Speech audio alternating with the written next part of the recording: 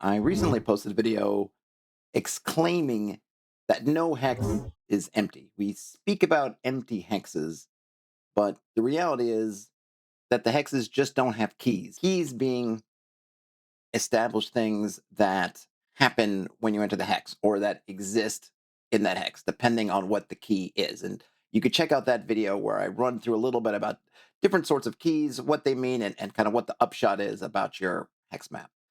But there's still the issue of, well, what do you do with all these empty, as in unkeyed hexes? And specifically, what do you do with them when your party is out on the crawl, as it were, and they're passing through empty hexes? The first thing is I'm going to make, which I often do, is I'm going to make a comparison to dungeons and dungeon crawling because I think that we want to treat hex crawling and dungeon crawling as really two vastly different things. And of course, they are different, but in many ways, they're very similar.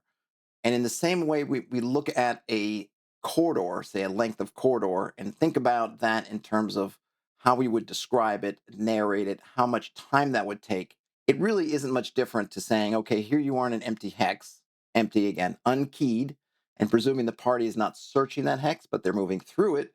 Essentially, they're creating their own corridor, moving in whatever direction they're going from where they were through this hex into another hex.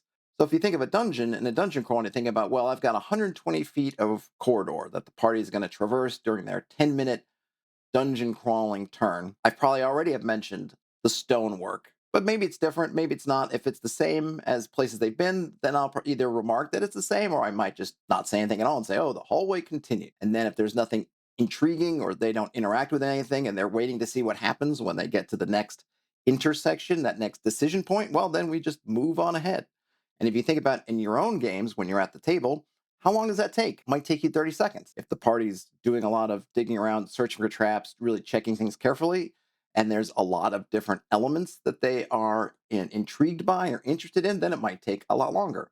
In the same way, when you're traveling through a hex that has no key in it and there's no wandering creature in it, then it's the same kind of thing. Could take 10, 15 seconds. Hey, the forest continues, you move for a few more hours, and you get to whatever's next. Or there is something going on and the party wants to interact with these different elements. Oh, tell me about the trees. What is that? Why is that the birds aren't singing? Or there's a lot of birds, or there's a lot of insects, or there's no insects, or what's going on? And they start to want to dig into those details. Then, of course, it could take a lot longer. So the question is, well, they've entered that hex. Unlike in a dungeon corridor where you may have a good mental idea in your head over what that corridor looks like, maybe you don't with the wilderness. You could set up basically an inspirational image gallery that you can have. Get some images of some forest if they're in a forest, or some grasslands, or some swamps, or some hills, mountains, wherever.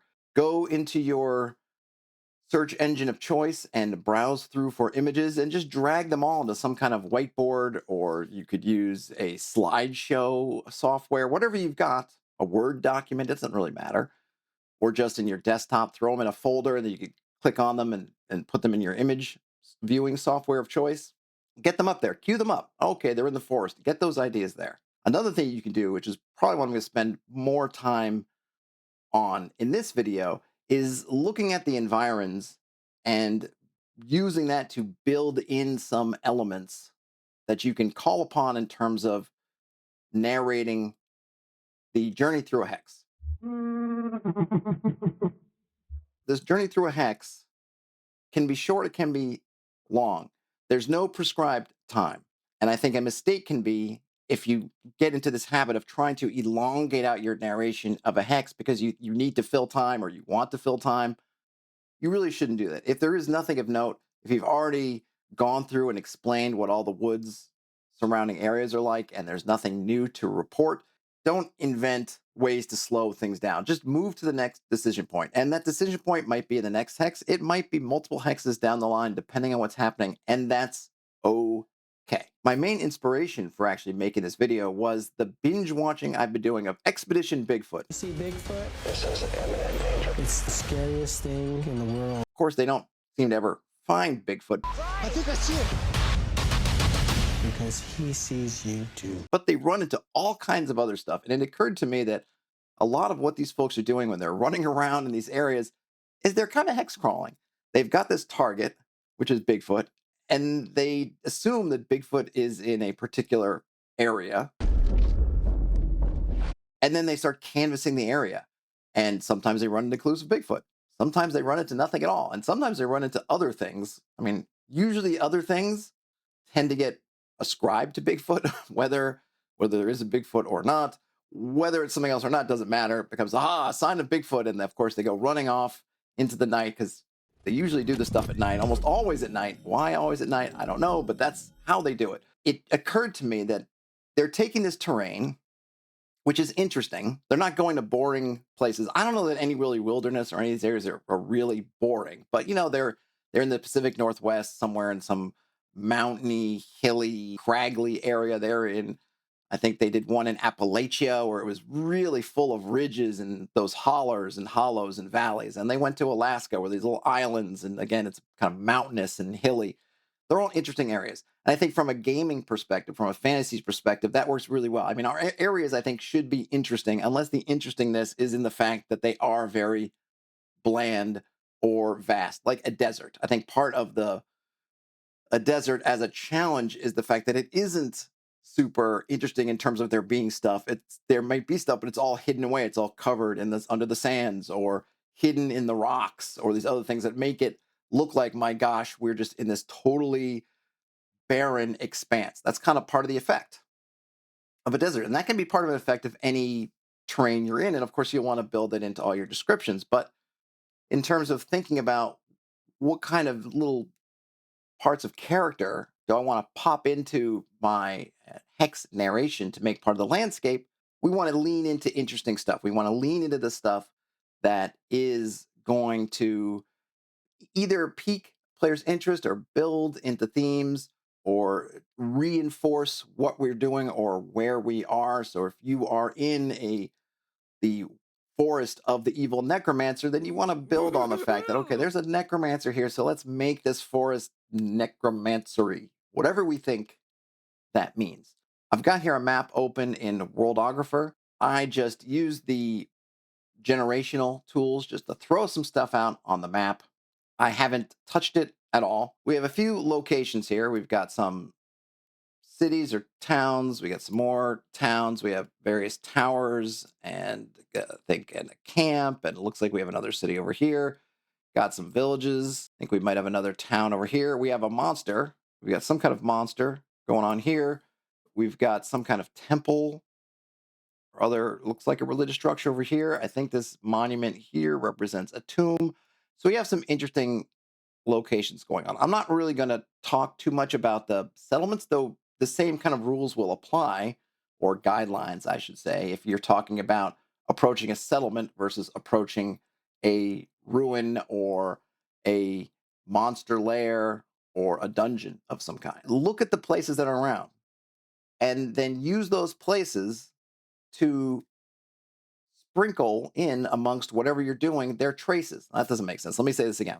If you have a point of interest nearby and some range of hexes, and you can do this mechanically, programmatically, procedurally. If you wanted to look at the power level of wherever you're going, that could determine the spread out, or you could just do it by feel or whatever you like.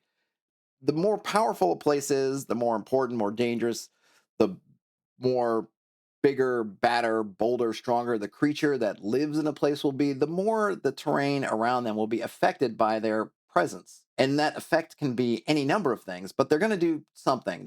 Classic example, if you have a red dragon layering on the mountain, think about, well, what does the mountain around that dragon layer look like for a red dragon? It's probably like the surface of the moon. Everything's been burnt away and there's just craters and maybe there's magma and lava and it's just smoking ash. Nothing lives, nothing moves. Desolation, the desolation of smog, if you will.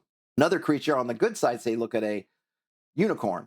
And in the movie The Last Unicorn, you might recall, there was traces. You would enter a wood and you would see how beautiful it was. That spring was still here, even though it wasn't anywhere else, because it was fall everywhere else. But you get here and it's still like it's spring or summer, or things are just, the flowers are even more in bloom, or just everything's just bigger and bolder. The colors, the health, the nature just seemed to be on a different level. And that was because the unicorn was there. And even though you might not see the unicorn, you get the sense that something's here that is, in this case, preserving this terrain, whereas in the dragon's case, something's here that is laying waste or has lain waste or keeps it as a waste, the terrain.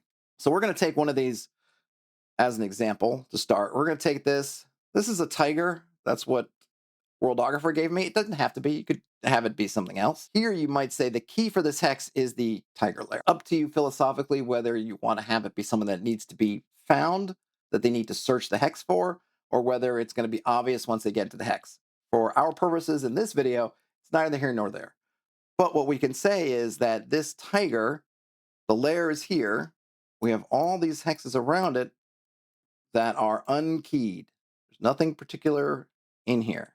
I'm just Xing them up. Now we know in our world that tigers actually roam a far ways. You can use that if you want to suggest that this tiger is roaming for 1,000 miles. I don't remember the numbers, but I know that they're pretty vast when they talk about, I think in India and in Siberia, their range can be really vast. I'm not going to worry about that. What I'm going to do is I'm just going to put some more X's here and say, okay, I'm going to say that the range of this particular tiger fills these hexes. So what does that mean for us? What we can say is that if the party is moving from one of these locations and they're moving through these hexes, let's say they're following the river, following this river. Oh, the river kind of vanishes, but they're coming around and they're trying to get to this town over here.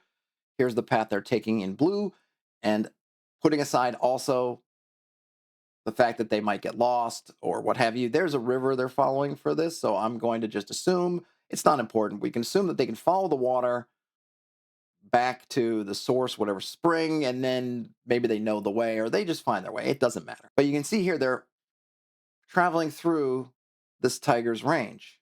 Well, what do we do with that information? I'm not going to spend a lot of time in a particular session walking through these two plain hexes that they're starting in. So they start here in hex number 1, and they're going to move to hex number 2.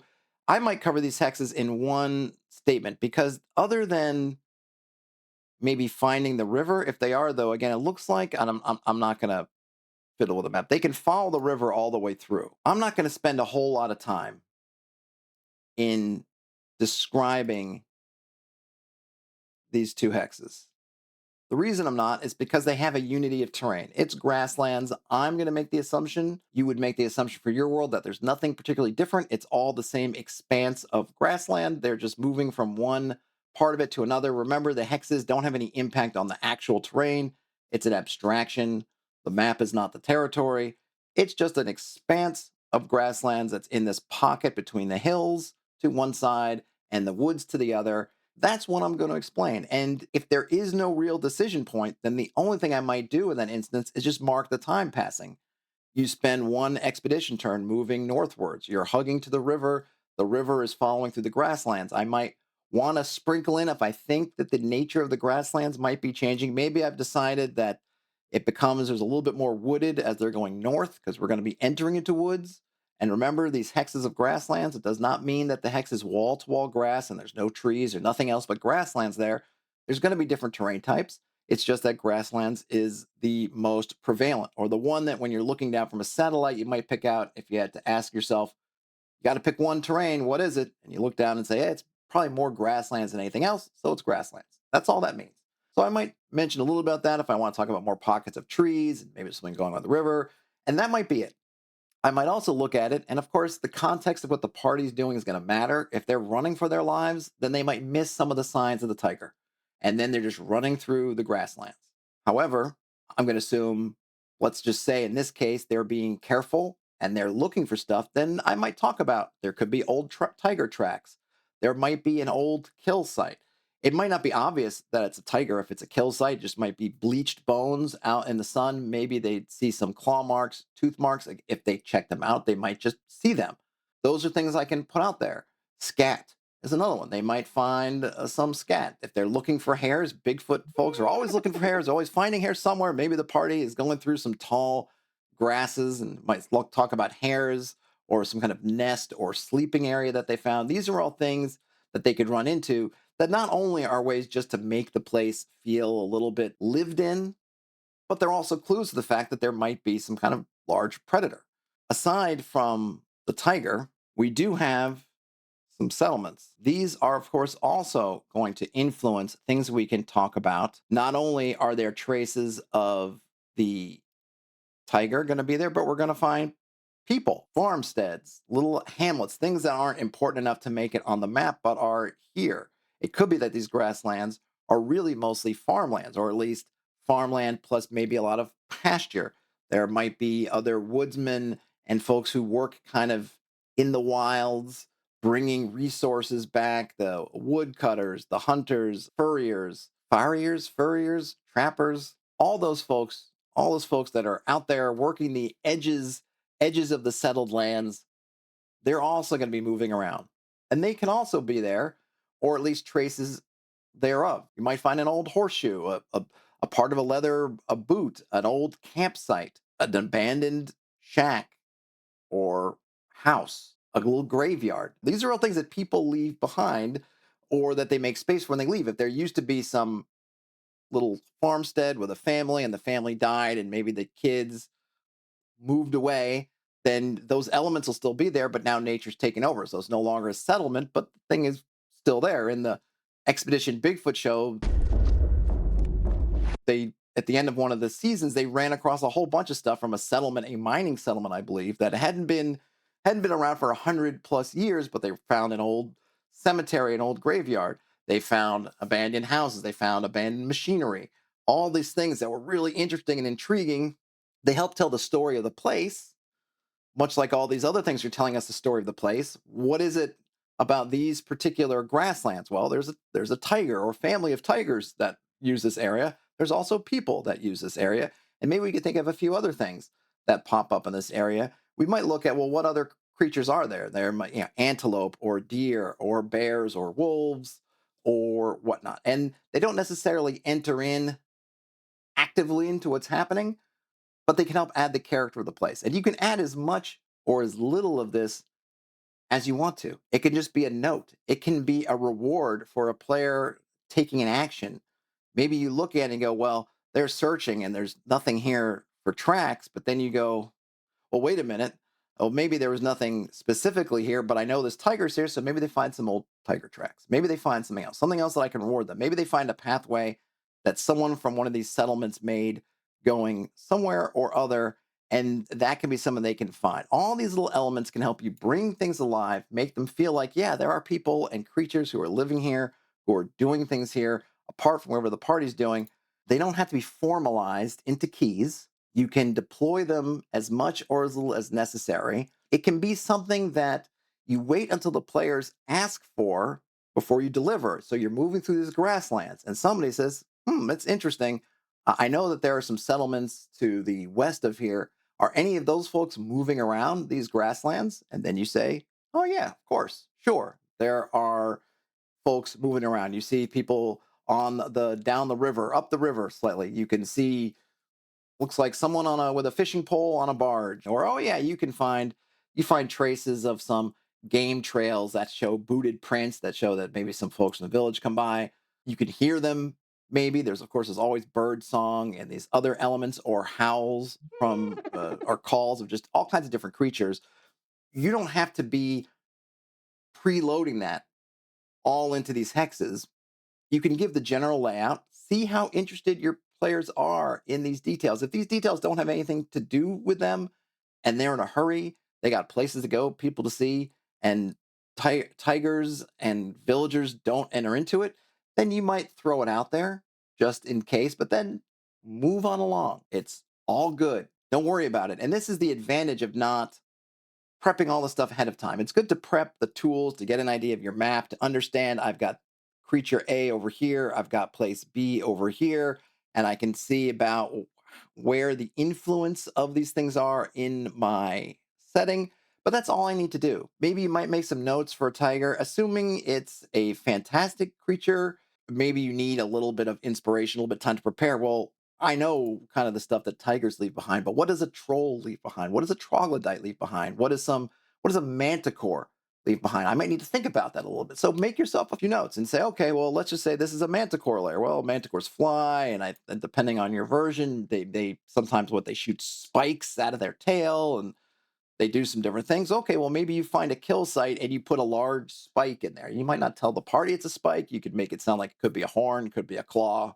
We don't know, but it's straight and whatever. However, a manticore's spike looks to you, but then that's intriguing. And maybe they go into it, maybe they don't. But either way, the place is going to look a little bit more alive to them, and you didn't have to do much.